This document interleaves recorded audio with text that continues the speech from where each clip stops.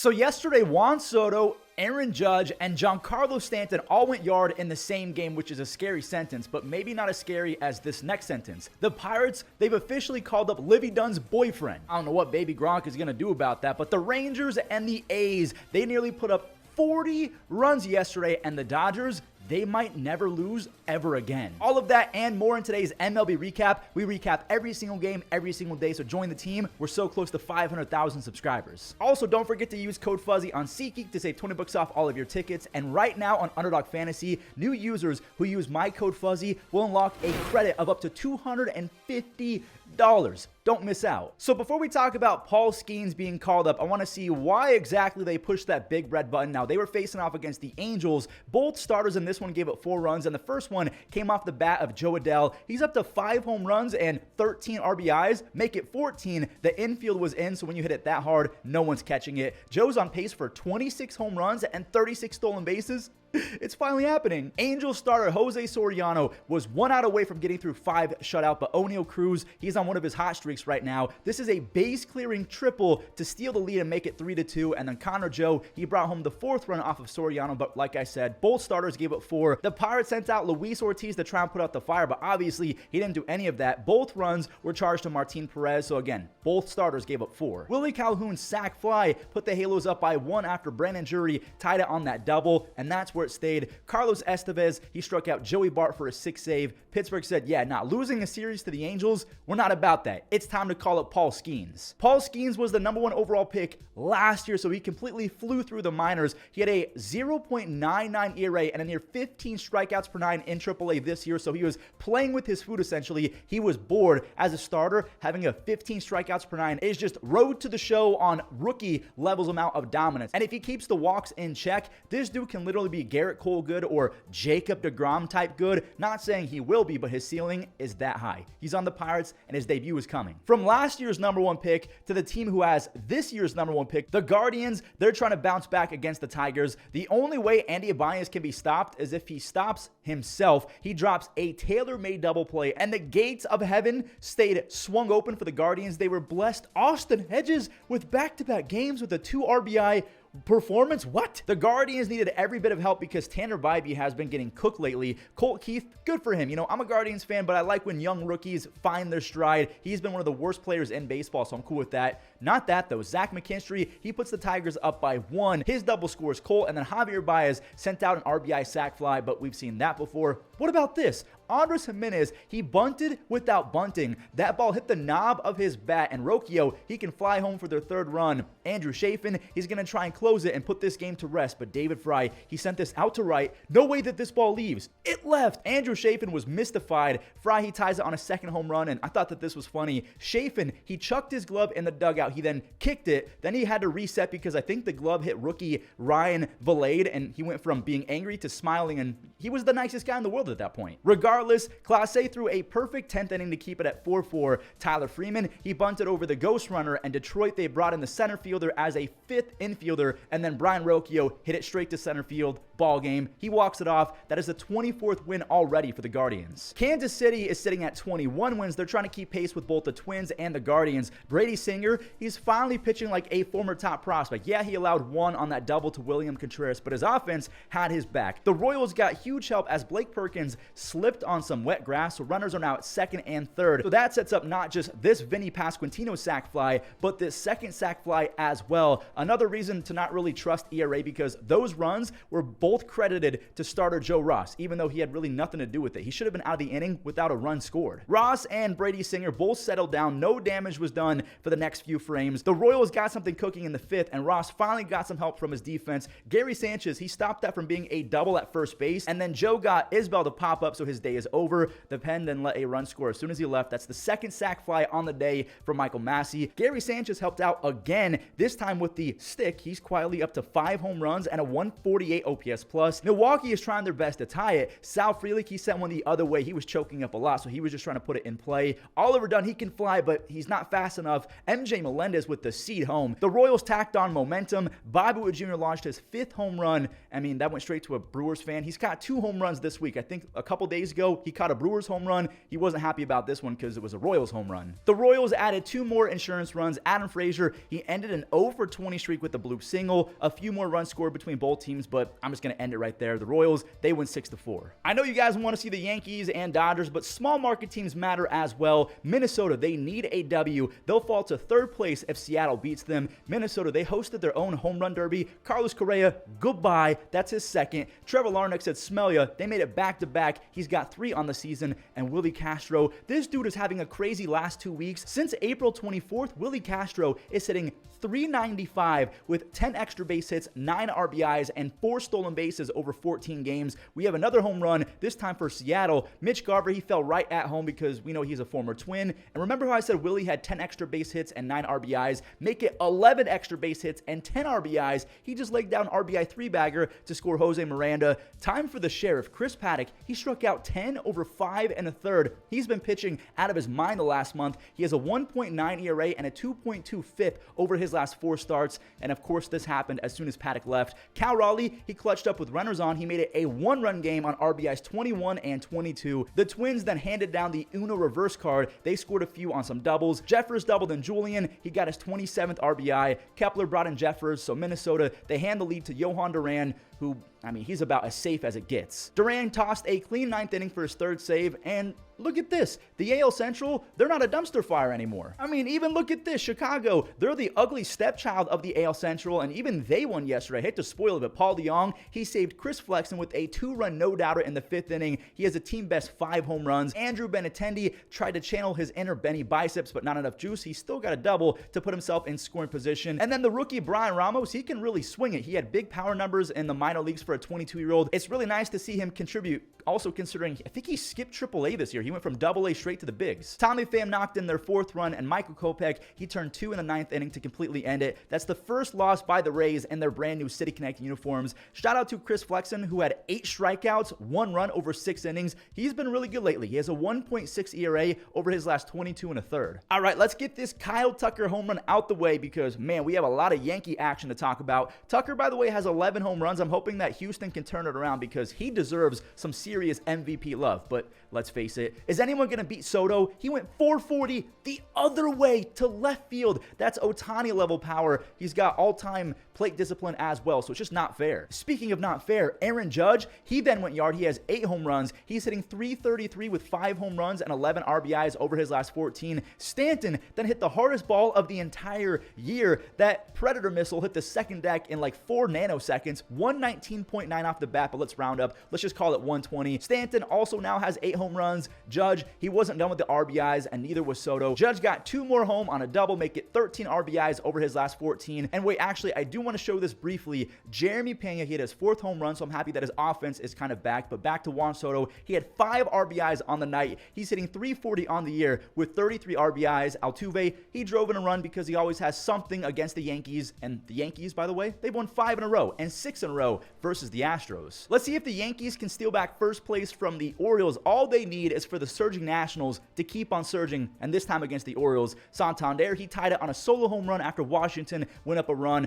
Anthony has 6 RBIs over his last 3 games. Kyle Bradish, he's been a game changer already. He's only started 2 games, but he struck out the side in the 5th to give him 9 strikeouts, not over 7 or over 8, over 5 innings. He did throw 90 pitches, so unfortunately, he's out after those 5. You know what else is out? That ball right there. Gunnar Henderson is a straight-up cheat code. Mitchell Parker was throwing a beauty, but his second solo home run gives Gunnar Henderson 11 on the year. So he's tied with Marcell Ozuna and Kyle Tucker. Actually, I'm getting ahead of myself. We haven't talked about Marcell Ozuna, but we head to the 9th inning. It's 3-1 after Kowser hit a sac fly in the 7th. Good thing that he did that because Craig Kimbrell stinks. Rosario, he had no issue with that 95 fastball in his wheelhouse. He sent it 415 feet. Come on, Craig, lock in. Well, he couldn't because he walked one, the runner stole, then he walked Jacob Young, so get him away from this game. Keegan Aiken, he was deployed, and he could not get C.J. Abrams out because C.J. is him. We need extra innings, and oh my. Ryan Mountcastle hit a towering 2-run home run for the lead, but here comes the Nationals again. Ildemaro Vargas smoked a double down the line, but because it bounced over, only 1 scores. It's still 5-4. Jacob Young sent one to shallow right. No way Eddie Rosario is going to try. Oh, wait, he's actually going. He's going to have to put on the slide, and he's in there safely. Shifting gears again. This game is crazy. Jorge Mateo, he clutched up and knocked in the go-ahead run. They tried to get Westbrook at home. They couldn't. Then they tried to get Mateo at second, also couldn't get him. Bro messed up the throwing meter as bad as you physically can. Mateo's at third now, and of course he messed up the meter again. Mateo could basically crawl home.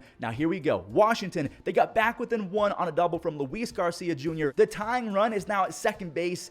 Finally, this game is over. Jacob Webb gets Joey Meneses. God, that took forever. I'm going to try and breeze through this doubleheader because that last game was insane, and now we have 36 runs scored between two games. What is happening? Shea Langoliers, all this guy does is hit long home runs and throw out base runners. Shea now has, I think, 7 or 8 home runs. Marcus Semien has 7. He's doing all of this against his former team and hometown team. I mean, that's just mean. Leote cleared everything as well. He breaks the tie until that happened. Shea brought home 2 more on a second extra base hit. And this Brett Harris guy, he's got some pop. That's his 3rd home run in his first week as a big leaguer. He also walks a ton as well. The A's are back out in front, and Shea, he's going to try the speedy Leote in center. It got past him. Shea can fly for a catcher. 1 more scores, and Shea, he's now a single away from the cycle. I hate to report that he did not get that single, but Brent Rooker, he got this one, and I mean, he got all of it. He hit that thing 430 feet for a 3-run home run. His last week has been mythical. 4 home runs and 11 RBIs over his last 6 games. We got Mason Miller for 6 outs. He struck out 2 to end the 8th, and then he struck out the first 2 in the 9th, so 4 strikeouts in a row. Then he gets Semien to roll over.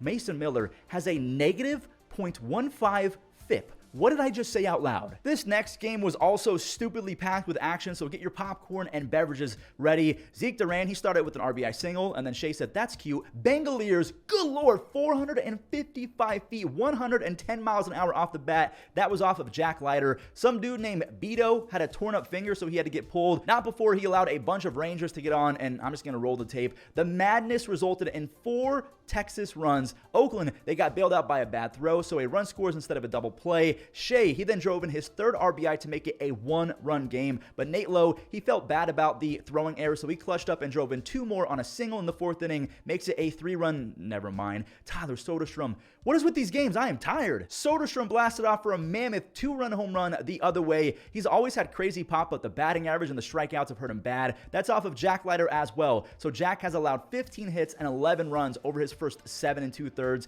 Texas, they broke open for another rally. Adolis, he started it with an RBI double in the 8th, and yeah, more RBI singles. That's a 10 spot. Josh Smith and Jonah Heim. And then Texas ran it up to 12 runs after 2 more singles in the 9th inning. Carter, Lowe, they both knocked in 1. So Texas, they're up 12-7. It should be enough, right? Right? Well, it's 12-8 after a balk. Brett Harris, his sac fly made it 12-9. Abraham Toro singled, so now it's 12-10. And JJ Bleday, he brought it back to 1. He laced an RBI double, and dang it, man. Tyler Nevin, he dropped his PCI. That'll do it. Kirby Yates, he's credited with the save. He's got 7. But shout out to Oakland. They're number 1 in home runs over the last 15 days. And also, by the way, the Rangers, because the Mariners lost, they stole back first place in the West. Oh, God, not another roller coaster game. Can you guys please subscribe? I'm going to need an ibuprofen and a nap after this. Okay, this looked like a roller coaster on paper, but it really wasn't. Michael Conforto, he kicked the scoring door down with his 6th home run, and this is big for San Francisco. Elliot Ramos blooped in an RBI single. He's so good, he's so talented, but he's not been able to put it together at the big league level. Same with Marco Luciano. Sorry, I'm getting distracted. Nick Amon, he laid down a bunt, and Yastrzemski, he's going to have to hit that dolphin dive button. He scores, and then Jung Hoo Lee smoked an RBI double, so it's 4-zip Giants. Nope, it's now 6-0 after Lamont Wade Jr. dunked one in. He scores 2 more. Now, I do want to tip my cap to Brenton Doyle because he's had a great start to the season offensively. That's a stand-up triple, and he scores all by himself after that wild pitch. Now, I'm just going to skip to the 5th inning because 2 guys kind of took over. Charlie Blackmon and Elias Diaz both had RBI singles, so they drive in a few. Charlie grabbed his 2nd RBI knock in the 6th, and then Elias Diaz pummeled a 2-run home run in the 9th. Colorado, they're not done yet. Okay, now they're done. The Giants have won 2 in a row, and the Rockies, they've lost 4 in a row. They officially have the worst record in all of Major League Baseball. So because we've shown like 10 slugfest in a row, let's slow things down a little bit and relax. Here's a few shutouts. Manny Machado knocked home Luis Arraez, so you already know who's going to win this game. Dylan Cease, he's so disgusting. He strikes out Morel on a nasty slider. Ian Happ couldn't touch it either. Cease, he then challenged Michael Busch with the fastball, and that's what we call a Louisiana Bayou. He strikes out the side in a second. We skip to the 5th inning. Arraez, he singled to get Campusano to second base, and then Tatis flared one into shallow left to make it 2-0. Tatis is hitting 250 255, but his expected batting average is 301, so the breakout is imminent. Jake Cronenworth has been driving in runs left and right. He's up to 26 already, and here's Cease again. This inning, he decided to break out the hammer curveball. What are these pitches? How does anyone make contact? Bush, he's down again. Mastroboni, no chance on that curveball, and now 99 away. Cease, he struck out the side again, but he wants double digits, and he got it. Bellinger, he whiffs on that knuckle curve. That's strikeout number 10 for Cease. Make it 11 on the painted 99 fastball, just unfair. Now, Cease did walk Ian Happ, so his pitch count is now at 108. They do a meeting on the mound to give him a breather, and it worked. 12 punchies for Dylan Cease. He owns a 1.8 ERA and a 2.4 FIP over his last 6 starts. Robert Suarez got Bellinger to swing through that 100 fastball to end it. He's at 12 saves already, so he's tied with Kyle Finnegan for the MLB lead. Cease, he was traded by the Cubs in 2017. He has a career 2.3 ERA and 55 strikeouts in 41 innings versus the Cubs. I needed that trade talk for this segue because Chris Sale, he was facing his old team and the guy they traded for in Vaughn Grissom. There he is, and he strikes out with 2 runners on. The inning is over. Nick Pivetta, he's going to turn a double play to end any threat in the first as well, so both starters are locked in. Wait, the Braves are challenging. Everyone comes back onto the field. Riley, he was called safe, and Ozuna, he steps in. That is his 5th career home run off of Nick Pivetta. Orlando Arcia, he then made it back-to-back, which is crazy because that's the first time Atlanta has done that all season long. So the challenge straight up saves the Braves, and did Ozuna do it again? That's 6 home runs off one man. He's on pace for 57 home runs and 181 RBIs. Chris Sale, he's back out there, and that kind of stings. Wait, actually, it doesn't. Jared Kelenic, he brought it back. It might have left. I do like to be dramatic. I think that stays in, but a nice catch from Kelenic. Chris Sale was insane all day. He had double-digit strikeouts, so 10 Red Sox hitters go down over 6 shutout. He's allowed 2 runs over his last 18 innings, and he struck out 25. Just awful news for the rest of baseball. Chris Sale's back. The Braves have won 2 games in a row, and now they're just kind of crossing their fingers that the Phillies lose. Again, the Braves need as many Philly losses as possible. Atlanta fans, they like that. Vladdy, he scorched the baseball. I think that was 113 miles an hour for an RBI single. Vladdy's heating up. He's hitting 361 with 6 RBIs over his last 9 games. Schwarber, he's up with the bases loaded, and he broke his bat. That ball is going to go foul. Wait, no, it's not. Springer, he decided to catch it, and that's a great play, but a run does score. Bryson Stott's run ties it up at 1. Now, this was a pitcher's duel for the first 5. Bassett versus Nola, but Toronto, they got to Nola in the 6th inning. Bo laced an RBI single, and this dude cannot be hitting 7th anymore. Davis Schneider makes it 3-1. He has a 164 OPS plus over his first 65 games. Maybe it's the glasses, or maybe it's him being a short king along with the glasses. He's 5'9". He's not a 7-hitter. He's got to be hitting 2nd or 3rd. The lefty Matt Strahm relieved Aaron Nola, but Kevin Kiermaier did not mind. He singles in Toronto's 4th run. We're going to skip to the 9th where both teams, they scored a few. So this double from Bryson Stott is going to make things interesting all over again. 2 score for Stotty, who now owns a 415 on base and 13 RBIs over his last 13 games. Jordan Romano, he got Cody Clemens for a big second out. And look at Vladdy with a nice play to end it. The Blue Jays, they do help out the Braves. The Braves are 2 games back of first place, and the Jays are 17-20. This game is going to be cake. A super easy recap. Teoscar Hernandez, an RBI single to score Ohtani. Cool. Brian De La Cruz, an extra base hit because what's new? That's his 8th home run of the year. Ryan Weathers and Gavin Stone, they both dialed in after those early runs. Stone got Berger to fly out and then Bell to ground out to end the 6th inning. Weathers, he was 1 out away from going 6 on 1 run, but the doubles king, Freddie Freeman, he found a hole. He extends the inning,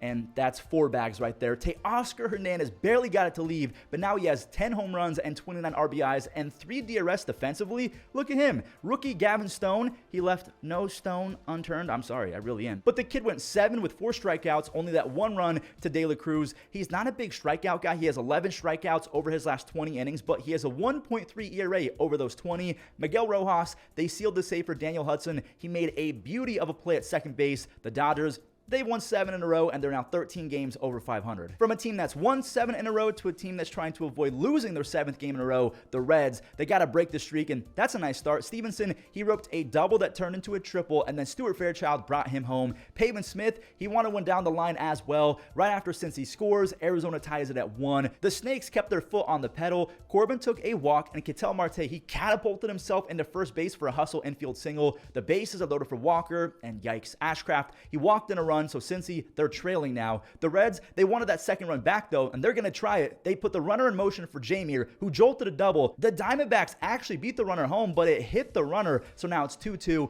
Ashcraft and Montgomery, they did a really nice job at limiting the damage, but Graham, he ran out of gas. He's out after allowing a few base runners to start the 6th inning, and Fernando Cruz, he yet again cannot get a whiff on the splitter. It's a nasty pitch, but maybe MLB is catching up. Moreno, he poked it through, and Lourdes, he scores standing up. The Snakes added a big 4th run off the bat of former Red Eugenio Suarez. Remember, he had 49 home runs back in 2019 for the Reds. He had 189 total between 15 and 21. That's a huge 4th run because Kevin Ginkel, he imploded. It's now 4-3. Mantiply is going to have to try and bail him out, and so far so good. He got Benson on the check swing. India, he got a hold of that one, but not enough juice on it. Mantiply gets his 2nd save. The Reds, they do lose their 7th in a row, and for the first time this year, the Diamondbacks, they've won 3 in a row. Oh my gosh, that was a monster recap. Thank you so much for watching. Make sure you guys give some love to my editor, Pesky Talk. He's been a savage on these. Go subscribe to him and enjoy the web gems. Chop slowly toward Torres. He flips the first, got him. Hard hit ball, diving stop by Rocchio. Gets up one high throw on the mud. Sharply hit, Brujan gets to it, spins, throws, out it. That's knuckle, diving catch. 2-3 quick steps. As this is wet. Ground ball to short. Abrams to the backhand. Throw to second. Bounces it to Garcia. Ground ball. Stopped there by Volpe. The throw to first. Oh, he took a hand away. McCutchen grounds it right over third. That's a fair ball. Long throw for Tucker right on target.